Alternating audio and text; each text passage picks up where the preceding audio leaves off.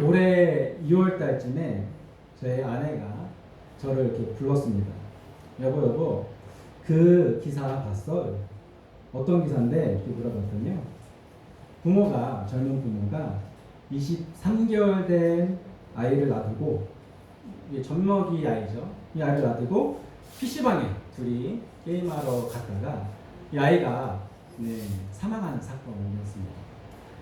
그 갓난아이를 누워놓고 이제 재웠는데 갔다 올 때까지 괜찮겠지 하고 이제 PC방에 갔다 온 거죠.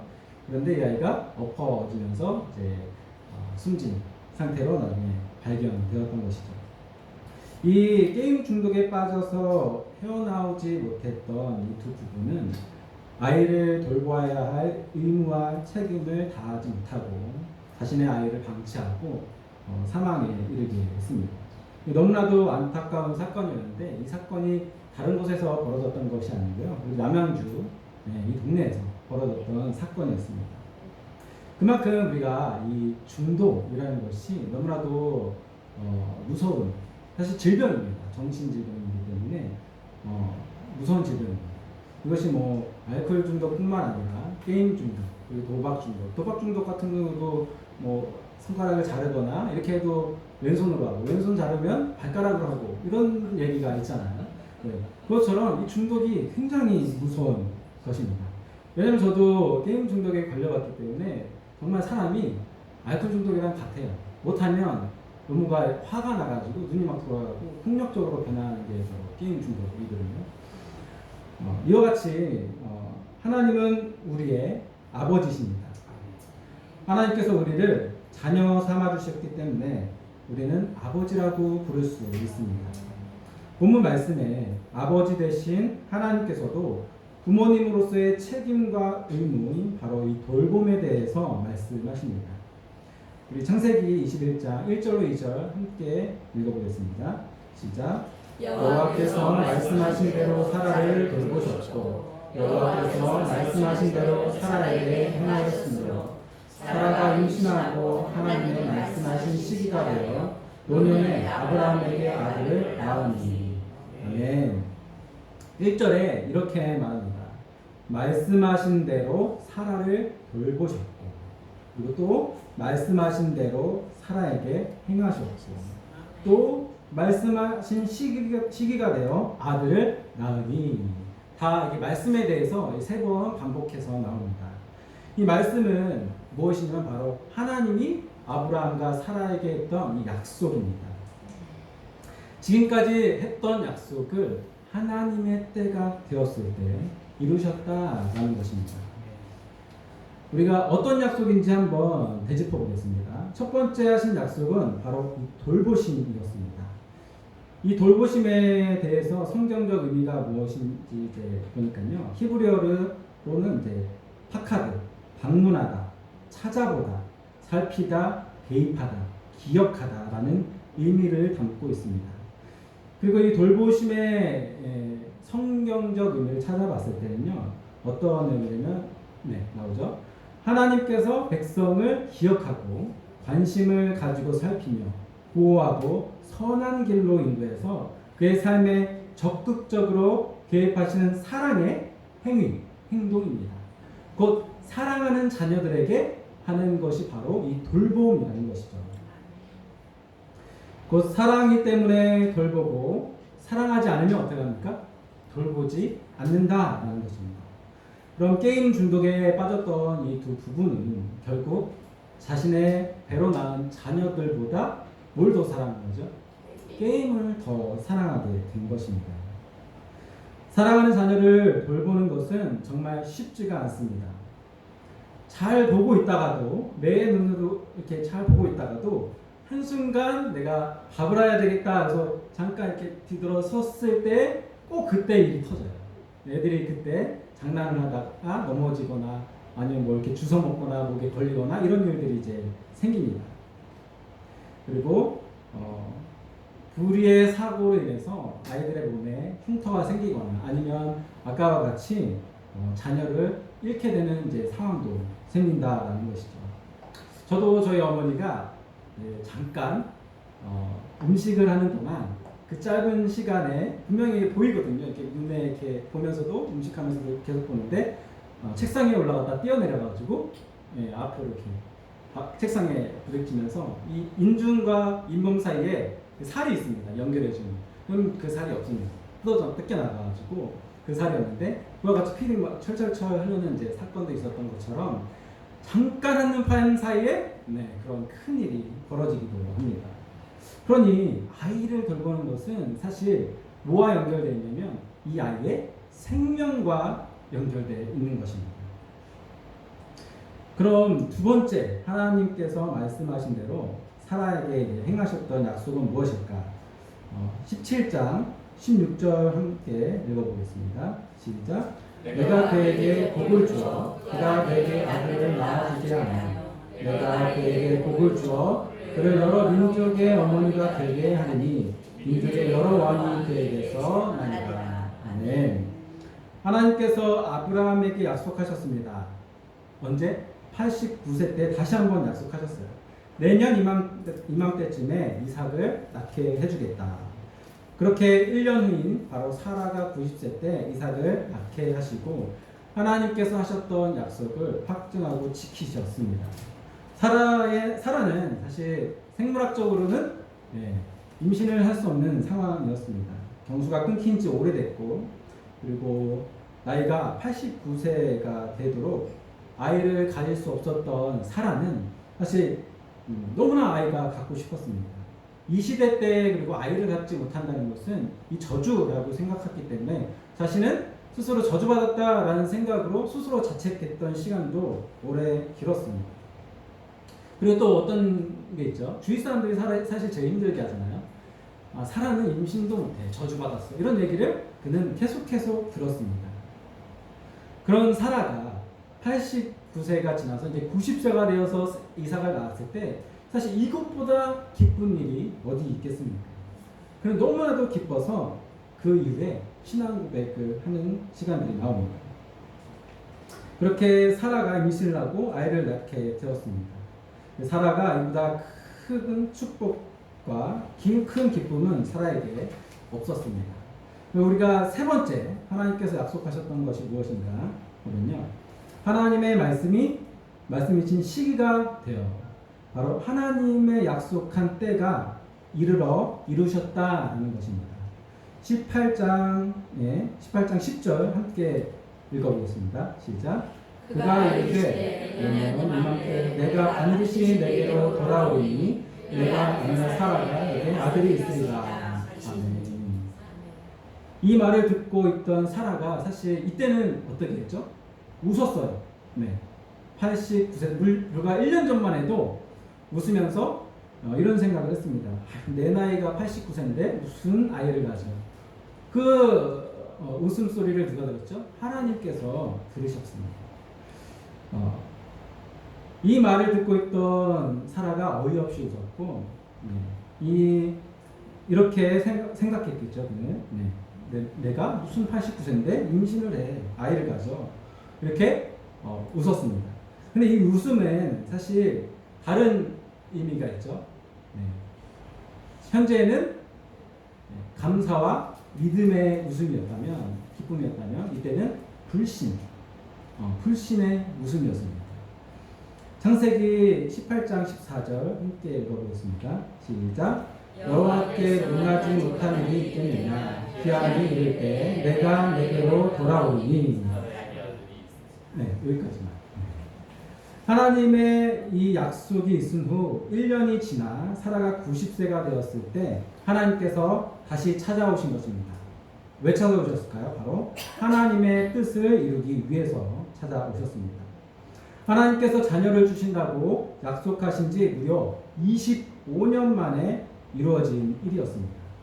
아브라함과 사라의 때가 아닌 하나님의 때에 이루신 것이었습니다. 이 놀라운 것은 재미있는 것은 아브라함이 75세 때 이 약속을 처음 받았을 때에는 하나님이 모호하게 말씀하셨어요.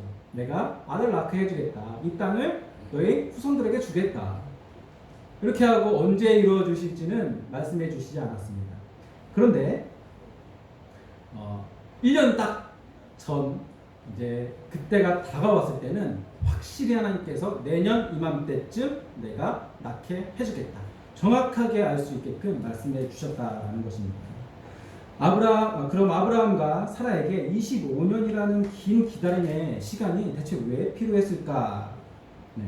하나님의 이 놀라운 역사를 이루기 위해서는 그들을 변화시키고 단련할 수밖에 없는 이 시간들이 필요했습니다.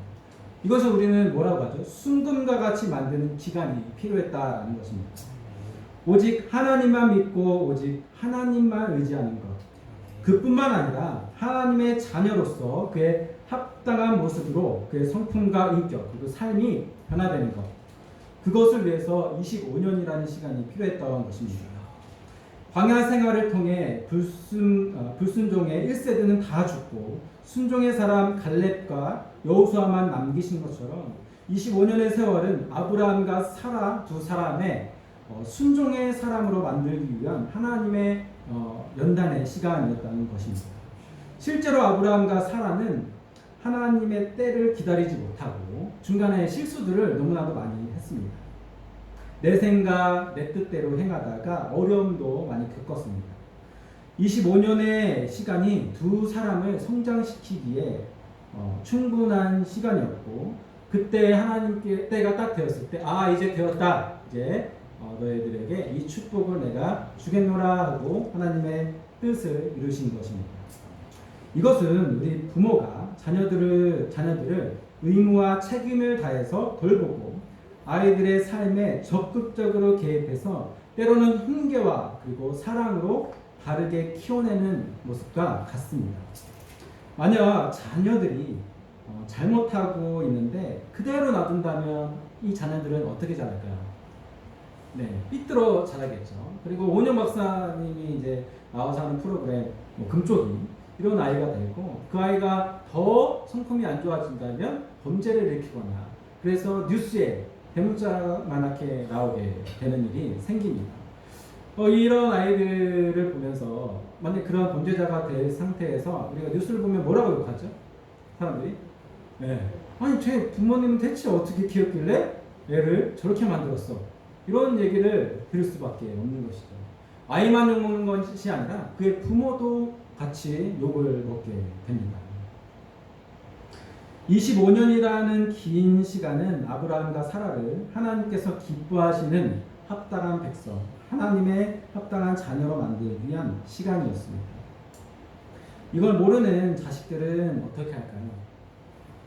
네, 투정 부리죠. 왜 빨리 안 줘? 엄마 나 이것 좀 해줘, 저것 좀 해줘. 그리고 징징 울면서 울고불고 때를 쓰겠죠. 하지만 이걸 당장 주면 애가 잘못 자란다는 걸 알고 있는 부모는 어떻게 할까요? 그래 해 하면서 줄까요? 아니면 기다려. 나중에 내가 좀 있다가 사줄게. 이런 얘기를 할까요? 나중에 좀 있다가 때가 되면 사줄게 라는 말로 우리 아이들을 교육을 합니다. 하나님도 그와 같이 우리에게 하신다라는 것입니다. 그럼 지금까지는 이제 부모가 자녀에게 해야 할 의무와 책임 그리고 돌봄에 대해서 말했다면 이번에는 자녀가 부모에 대해서 어떻게 해야 되는지 책임과 의무에 대해서 한번 말씀 나눠보겠습니다. 21장 3절로 5절 함께 읽어보겠습니다. 시작. 아브라함이 그에게 나타난 아들 곧 사라가 자기에게 낳은 아들을 이름하여 이삭이라 하였고 그 아들 이삭이 난 지 8일 만에 그가 하나님이 명령하신 대로 하늘을 향하였더라. 아브라함이 그의 아들 이삭이 그에게 태어날 때에 100세라. 아멘. 3절에는 아브라함이 아들의 이름을 이삭이라고 이름 붙였고 4절에는 아브라함이 이삭에게 할례를 행하였습니다. 이 두 가지는 모두 하나님이 말씀하신 이 명령, 지키라고 했던 명령이었습니다. 그리고 아브라함은 그 명령에 순종했습니다. 눈치채셨을 것 같은데요. 네, 바로 자녀가 부모에게 해야 될 의무가 무엇이냐면 바로 부모님 앞에 순종하는 것입니다. 어릴 적부터 부모님의 말을 잘 듣고 이 듣는다는 것은 부모님이 막 잔소리한다고 알았어 내가 할게 이렇게 해놓고 계속 딴 거 자기가 하고 싶은 거 하는 게 아니라 그 즉시 부모님의 말을 듣고 행동으로 옮기는 것까지가 바로 듣는다라고 얘기합니다. 창세기 17장 19절 함께 읽어보겠습니다. 시작. 하나님이 이르시되 아니라 내 아내 사라가 내게 아들을 낳으니 너는 그 이름을 이삭이라 하라. 네, 여기까지만 읽겠습니다. 하나님께서 이삭으로 이름을 바꾸라고 이제 명령하신 것입니다. 그리고 17장 10절 함께 읽어보겠습니다. 시작.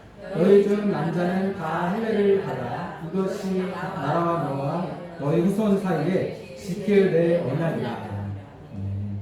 할례도 하나님의 백성, 바로 하나님의 자녀라면 그 증거로 해야 된다고 이제 말씀하셨습니다. 이삭이라고 이름 붙인 것도 그리고 할례를 하는 것도 두 가지 다 하나님의 말씀하신 것이고 아브라함은 하나님의 말씀에 순종했습니다. 이것은 부모가 자식을 돌보며 바르게 키우고 자녀들은 부모님을 순종하고 말씀을 잘 따르는 모습입니다. 이것이 부모와 자식 사이에 있어야 될 관계의 기본이며 각자에게 지어진 의무와 책임입니다. 부모와 자식 사이에 어느 한쪽이라도 의무를 저버린다면 그 관계는 어떻게 될까요? 네, 관계는 깨어집니다. 그래서 완전 남남이 되어버립니다. 예전에 제가 저희 어머니를 따라서 혼자 사시는 독거노인을 이제 돌봐드리는 이제 봉사 활동을 한 적이 있습니다. 그 집에 이제 방문을 해서 1대1로 케어해주고 식사도 챙겨드리고 이런 이제 봉사였었는데요. 그 집에 딱 방문을 했는데 문을 딱 열자마자 냄새가 너무 많이 나는 거예요. 무슨 냄새냐면 배변 냄새가 진동을 하고 있었습니다. 문 앞에 이제 현관에서부터 그 벽 그리고 이불 그리고 할머니가 입고 있던 옷까지 배변으로 이제 다 묻어져 있었어요. 왜냐면 할머니께서 치매에 걸리셔가지고 그렇게 어려운 상황이었습니다. 근데 어머니가 바로 걸레를 빨아서 거기서부터 바닥을 다 닦으면서 들어가시는 거예요. 들어가시다가 이제 이불을 이제 빨러 이제 세탁기로 넣고 그 다음에 저한테 걸레를 이제 주면서 닦으라고 이제 얘기해 주셨어요. 그래서 저도 이제 닦고 있는데 저희 어머니가 비위가 굉장히 좋습니다. 막 손으로 다 하셔도 전혀 아무렇지도 않아요. 그래서 저도 외탁을 해서 그런지 비위가 굉장히 좋습니다. 그래서 저도 닦고 있는데 할머니를 어머니께서 이제 목욕을 시켜드리고 그리고 식사도 나중에 다 챙겨드리고 청소 다 하고 말동무 이렇게 해드리다가 이제 집으로 왔습니다. 그래서 저는 집으로 오는 도중에 이런 질문을 던졌어요. 너무 궁금하더라고요. 대체 엄마, 저 할머니는 자식들이 없어? 라고 이제 물어봤더니 없긴 왜 없어? 아들 둘이나 있는데 이렇게 얘기하시는 거예요. 그럼 왜 안 찾아와? 그랬더니 할머니가 이제 치매가 있으시면서 자식들이 할머니를 이제 버렸다라고 이제 하시더라고요. 그리고 또 자식들이 있는데 돈도 잘 벌어요. 그러니까 이 동사무소에서 나오는 이제 보조금 같은 것도 자식이 있으니까 제대로 안 나오는 거예요. 그런 상황이 이제 벌어지는 겁니다. 결국 어느 한쪽이라도 책임과 의무를 다하지 않는다면 그 관계는 깨어질 수밖에 없는 거라는 것이죠. 아브라함은 그 명령에 순종했습니다. 우리가 이처럼 부모 자식의 관계라는 것은 둘 다 의무와 책임을 다해야 합니다. 그렇지 않으면 정말 남보다 못한 사이가 되어버립니다. 아브라함과 사라의 25년이라는 연단의 시간이 필요했던 이유는 그들을 바르게 성장시키기 위해 꼭 필요했던 시간이었습니다. 창세기 21장 6절 7절 말씀 함께 읽어보겠습니다. 시작. 사라가 하나님이 나를 웃게 하시니 듣는 자마다 나와 웃게 하시더라. 또 이르시되 사라가 자식들을 젖먹였다고 누가 아브라함에게 말할 수 있느냐는 아브라함의 노경에 내가 아들을 낳았더라 하니라. 6절에는 사라의 신앙 고백에 대해서 나옵니다. 특히 사라는 자신의 웃음에 대해서 고백하는데요. 사라는 이전에 하나님께서 약속하실 때도 웃었습니다. 그런데 그 웃음의 의미는 완전히 다른 웃음이었습니다. 18장 12절 읽어보겠습니다. 시작. 사라가 속으로 웃고 이르되 내가 노쇠하였고 내 주인도 늙었으니 내게 무슨 즐거움이 있으리요. 이 웃음은 하나님의 약속에 대한 불신의 웃음, 불신앙의 웃음이었습니다. 반면 21장 6절 오늘 말씀에는 어떤 웃음인가요? 바로 기쁨과 즐거움의 웃음으로 바뀌었습니다. 뿐만 아니라 하나님께서 이런 기적과 출산의 기쁨을 나 혼자만 누리겠다라고 말한 것이 아니라 주위의 사람들과 함께 나누겠다라고 신앙 고백하는 것입니다. 이것은 우리가 두 글자로 이야기하죠. 바로 간증. 간증입니다. 7절에 사라는 이렇게 고백합니다. 자신들을 젖먹이겠다고 누가 아브라함에게 말하였으리요마는 이 고백은 이런 것입니다. 90세가 되면 어떻고 100세가 되면 어때요? 하나님께서 반드시 너 자녀를 주실 거야. 걱정하지 마. 이렇게 자신을 위로하고 말해줄 사람이 세상에 어디 있겠냐라고 말하는 것입니다.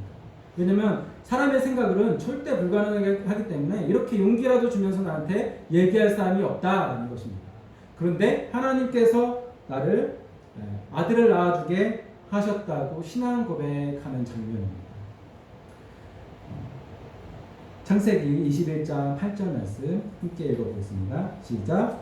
아이가 자라매 젖을 떼고 이삭이 젖을 떼는 날에 아브라함이 큰 잔치를 베풀었더라. 아멘. 이 시대의 신생아의 사망률이 매우 굉장히 높았습니다. 아이의 젖을 뗄 수 있을 때까지 생존할 수 있다는 것은 큰 축복이었습니다. 아브라함이 베푼 잔치의 의미는 이삭이 죽지 않고 젖을 떼면서 하나님의 언약의 상속자로서 하나님의 뜻이 그에게 이루어졌음을 고백하는 그런 잔치였습니다. 혼자만 누리는 것이 아니라 잔치를 베풀면서 하나님이 하신 일에 대해서 간증하고 함께 나누는 그런 시간을 마련했다라는 것이죠.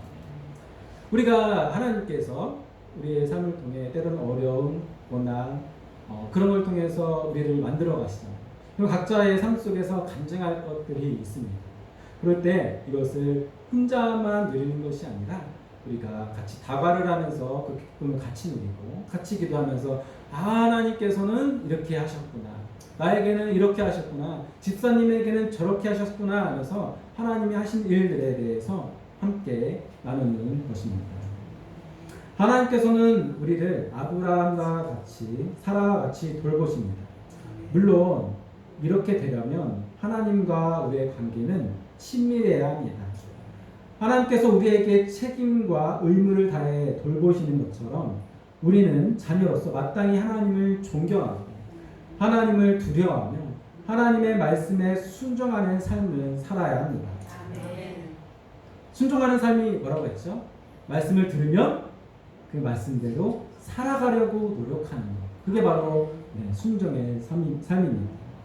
하나님의 돌보심 이 과정 속에서 더 잘 되라고 하나님께서 우리를 혼내실 수도 있습니다. 때론 훈계와 질책이 있고 고난과 어려움을 통해 우리를 깨닫게 하실 수도 있습니다.